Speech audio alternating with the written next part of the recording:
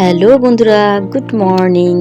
বাসন্তী lifestyle ব্লগে আরও একবার তোমাদের স্বাগত। সকাল সকাল তোমরা কেমন আছো? আশা করি সকলে ভালো আছো, আর আমিও বেশ ভালোই আছি। আজকের গল্পটা কিন্তু একটু অন্য।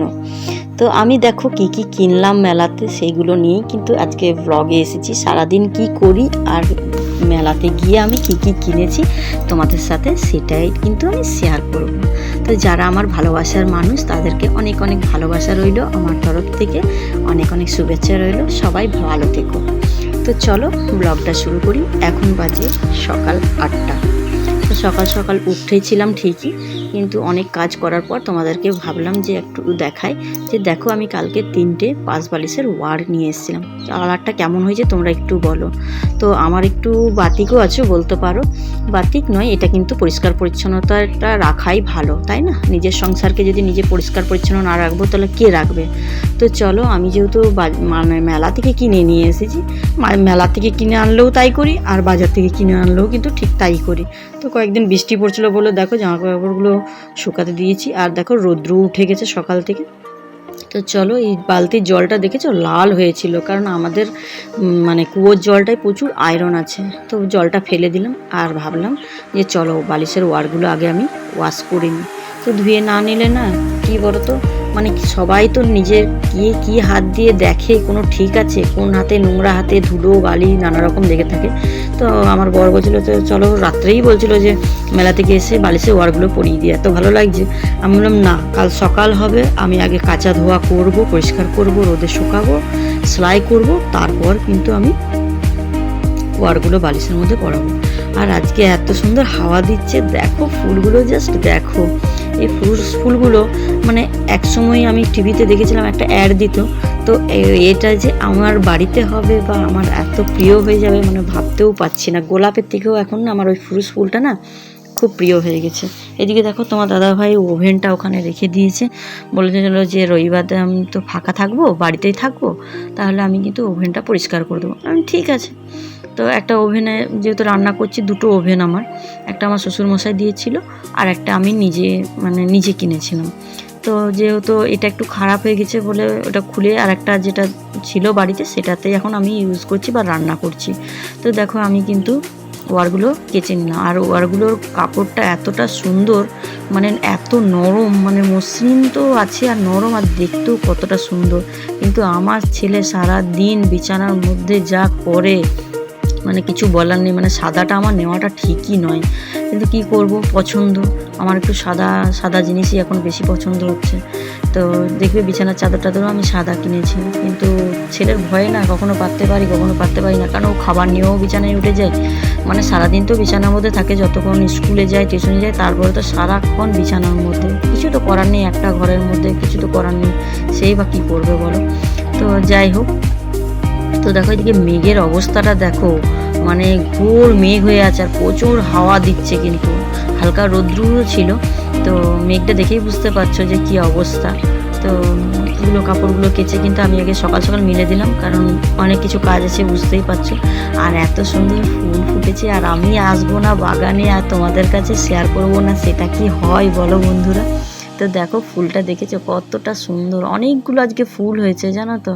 আর এই দেখো একসাথে নয়নতারাগুলো এক রাস ফুল ফুটে, মানে এত ভালো লাগছে বলো, দেখো কত সুন্দর লাগছে, তাই না বলো? তো চলো দেখো এদিকে কত অপরাজিত ফুলগুলোও খুব সুন্দর হয়েছে, কিন্তু দেখো কার ওপরে চেপেছে, পুরো লাল জবা গাছের ওপরে চেপে ওকে, মানে কিছু করার নেই। এখন এই কিছুদিন তো থাকবে, আমি ওই জন্য গাছগুলো ছিঁড়ে ফেলিনি। খুব ভালো লাগে এই ফুলগুলো, তো আমার কাজে লাগে বলো, পুজো দেওয়ার জন্যই কিন্তু আমার গাছ লাগানো, জানো তো। শখ তো আছেই যে আমার ছাদ বাগানে এত ফুল ফুটে থাকবে, আর তার সঙ্গে কিন্তু মানে লোকের বাড়িতে গিয়ে ফুল চাওয়ার থেকে নিজের বাড়িতেই থাকলে সেটা আরও ভালো লাগে। তো পদ্ম পাতাগুলো কতগুলো ছেড়েছে দেখেছো? তো চলো আজকে তোমাদেরকে দেখাই আমি মেলাতে গিয়ে কি কি কিনলাম। মানে এইবারে আমি হায়েস্ট এত প্লাস্টিকের জিনিস কিনেছি জানো তো।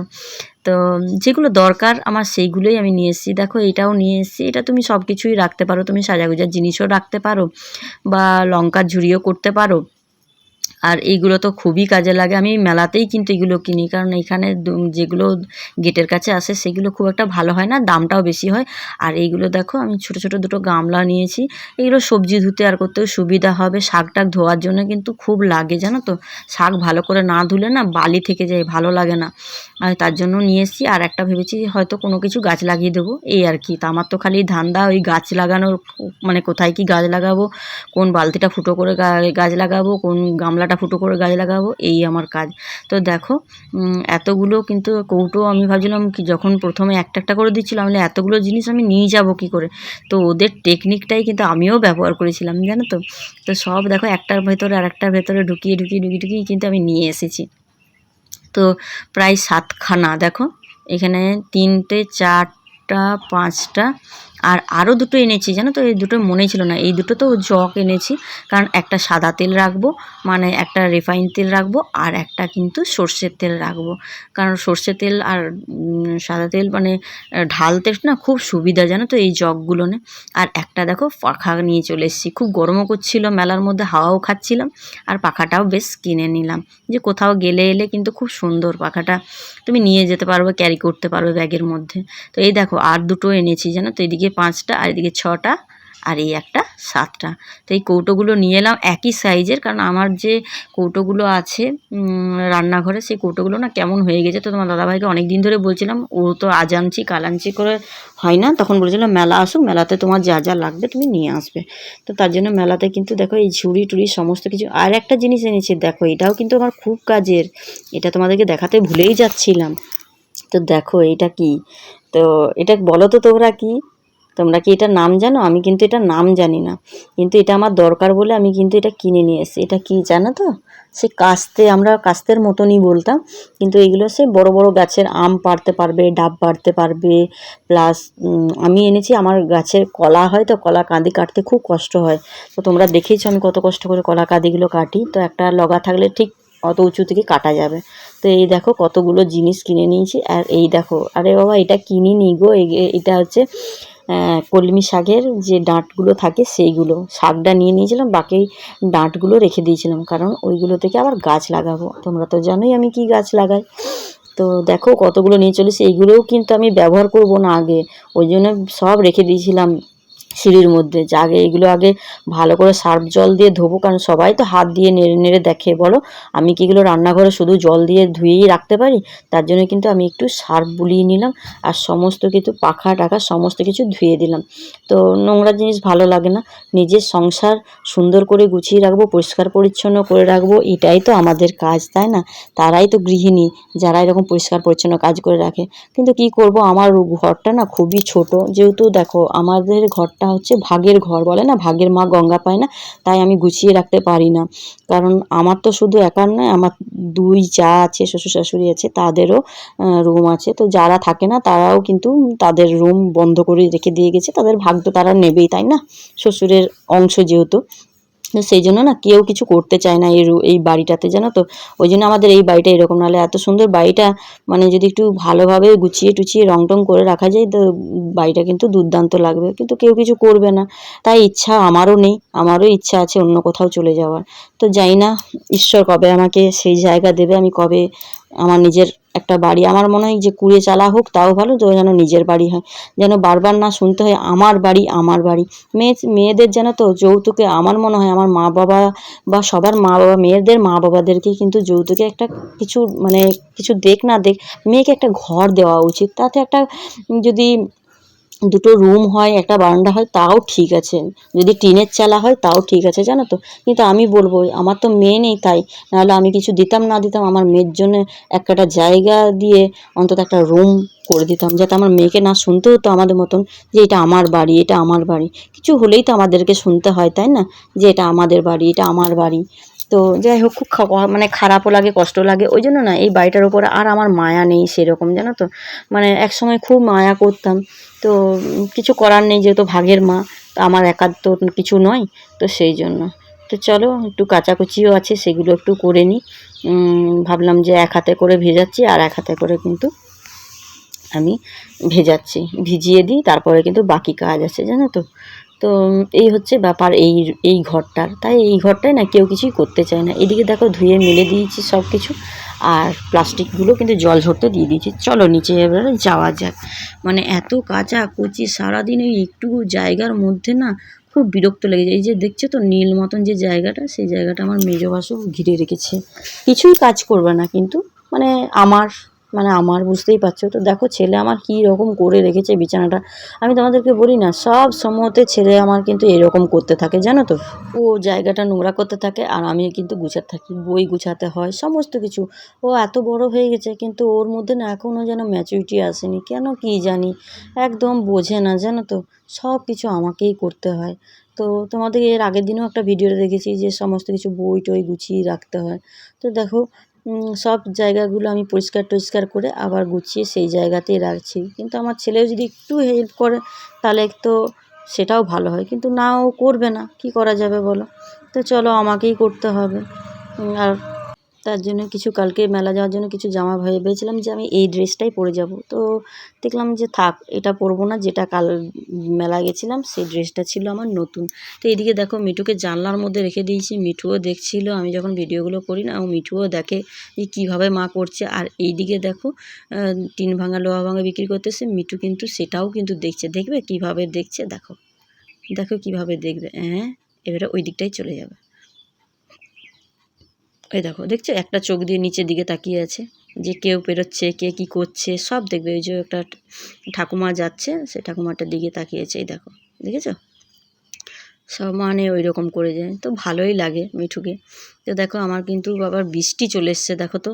এবারে তাড়াহুড়া করে আমাকে কিন্তু তুলতে হবে। তো কীভাবে কৌটোগুলো নেব, তো দেখলাম যে ওই ছেলেটা মানে মেলায় যে ছেলেটা যেভাবে আমাকে কৌটোগুলো গুছিয়ে দিচ্ছিলো একসাথে, দেখো এতগুলো নেওয়া যায়, তো ওর টেকনিকটাই কিন্তু আমি আজকে ব্যবহার করলাম। তো চলো এগুলো গুছিয়ে নিই। এদিকে বৃষ্টি চলে এসছে ঝিরিঝিরি। ছেলেকে বললাম একটু তাড়াতাড়ি আয়, একসাথে গুছিয়ে নিই, একসাথে নিয়ে চলে যায়। তো যাই হোক, তো চলে এলাম। এরপরে কিন্তু আমি নিচে চলে আসলাম, কারণ আমাকে এবার কিন্তু সেলাইয়ে বসতে হবে। তোমরা বুঝতেই পারছো আমি কিছুক্ষণ আগেই তোমাদেরকে বলেছি, কিছু কিছু সময় না আমি একটুখানি সেলাইটা করি। এই সেলাই পেছনেও একটুখানি গল্প আছে বলতে গেলে।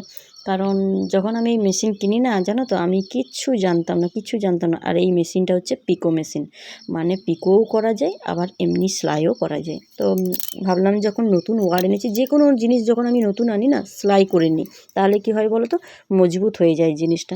সেলাই কিন্তু আমি কোথাও শিখিনি জানো তো, আমি নিজে নিজে এই বাবাকে দেখতাম সেলাই করতেও, তো সেটুকু খালি দেখতাম কীভাবে করছে, কিন্তু নিজে তো কোনো দিনই করতাম না। এখনও পর্যন্ত যদি কোথাও মানে ধরো বাপের বাড়ি যাই, তো এখনও পর্যন্ত কিন্তু বাবাকে দিয়ে দিই, বাবা তুমি সেলাই করে দাও।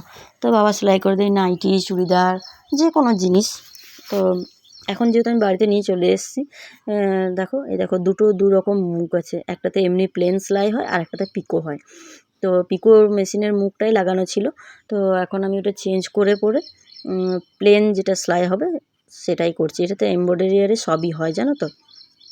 তো অনেক কুটকাম, শুধু সেলাই করা নয়, সেলাই করা এত সোজা নয় জানো তো, কত কিছু করতে হয় চেঞ্জ, কত রকম কতবার যে সুতো কাটে তার নেই ঠিক। মানে ধৈর্যের কাজ জানো তো। ওই জন্য আমি সেইভাবে কিন্তু সব কিছু আমি শিখিনি, কারণ আমার এত ধৈর্য না, আমার ভালো লাগে না। ধৈর্য আছে, ধৈর্য নেই সেটা বলবো না, ধৈর্য আছে। এই পুজোর সময় পাড় পিকো সমস্ত কিছু কিন্তু আমি করি। পাড় বসাতে কিন্তু মিনিমাম 1 ঘন্টা সময় লাগে জানো তো। তো যেহেতু আমি হাতে বসাই, মেশিনে বসাই না, আর পিকোটা শুধু মেশিনে করি। তো এইভাবেই তো দেখো সব কিন্তু তিনটে আমি কিন্তু একদম মজবুত করে কিন্তু আমি সেলাই করে নিচ্ছি। কারণ সেলাই করে দিলে না খুব ভালো, মানে শক্ত হবে, মজবুত হবে। যাই হোক, আমি মেশিনটা কিনে আমি ভাবছিলাম বিক্রি করব, কিন্তু আমি ভাবলাম যে না, আর বিক্রি করব না, কারণ আমার টুকটাক সেলাই করতে তো আমার কাজে লাগে, তাই না। তো চলো দেখো এদিকে আমার সেলাই কিন্তু করা হয়ে গেল। আর এগুলো এরপরে কিন্তু আমি গুছিয়ে নিই, তারপরে মেশিনটা রেখে কিন্তু আমাকে আরও কাজ করতে হবে, কারণ ওয়্যারগুলো আমাকে পরাতে হবে। কারণ বর এসে পরে যদি দেখে তাহলে তো আমার হয়েই গেছে, চিৎকার করবে। আর মানে বালিশের কভার যদি পরানো না থাকে, চাদর যদি না পাতা থাকে, ও খুব বিরক্ত হয় জানো তো। কারণ ও আবার আমার থেকে অনেক অনেক পরিষ্কার পরিচ্ছন্ন, মানে সব কিছু ওর গুছিয়ে বাগিয়ে রাখা চাই। তো কি করব, ও বুঝতে পারছে যে আমাদের একটাই ঘর, একটা ঘরের মধ্যে কি করব বলো? একটা ঘরেই আমরাও থাকি, একটা ঘরে আমার পাখিও থাকে, একটা ঘরেই আমার সব জিনিস থাকে। তাহলে কেমন থাকবে বলো? তোমরা হয়তো ভাববে যে এইখানে জিনিস ওখানে জিনিস, কিছু করার নেই গো। আমারও খুব খারাপ লাগে, আমারও মনে হয় গুছিয়ে বাগিয়ে রাখি ঘরটা, কিন্তু কি করব, এত জিনিস হয়ে গেছে আর একটা রুমের মধ্যে খুব কষ্ট হয় জানো তো। তো দেখো আমি এগুলো গুছিয়ে নিলাম, তো গুছিয়ে কিছু লাভ নেই, চলো এবারে আর কিন্তু একটা আমাকে আমার এই বাড়ি ওয়ারগুলো নিয়ে একটা করিয়েই গল্প নিতে করি। হবে। তো এই তো বাড়িটাতে চলো জানো তো ওয়ারগুলো আগে কি করিয়ে হতো, নিই। মানে মনে হতো কি কেউ দাঁড়িয়ে আছে, তারপর ছাদের মধ্যে ধূপ ধাপ, মানে যেমন রাত্রেবেলায় চললে আওয়াজ হয় সেই আওয়াজগুলো হতো, কতবার আমার বরও দেখেছে। কিন্তু জানি না ওটা কি জিনিস, কি আজ কিছু আছে নাকি তাও জানি না, না মনের ভুল তাও জানি না।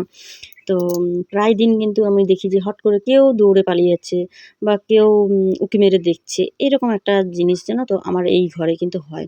কিন্তু বিশ্বাস করো আমার কিন্তু ভয় লাগে না, আজকের থেকে নয়, বহু বছর থেকে আমাদের সাথে এই জিনিসগুলো হয়। আমার বর একদিন বলছে একজনকে দাঁড়িয়েই ছিল জানো তো।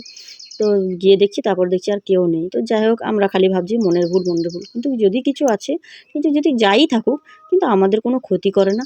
আর কোনো কিছু আমাদের আর ভয়-টয় লাগে না, জানো তো? আমি তো একাই থাকি, যখন ছেলে টিউশন চলে যায় রাত্রেবেলায়, তোমাদের দাদাভাই দেরি করে আসতে, তো কিছু অসুবিধা হয় না। বরং মনে সাহস হয় যে হ্যাঁ, কেউ নিশ্চয়ই আছে, যখন আমার কোনো অসুবিধা নেই।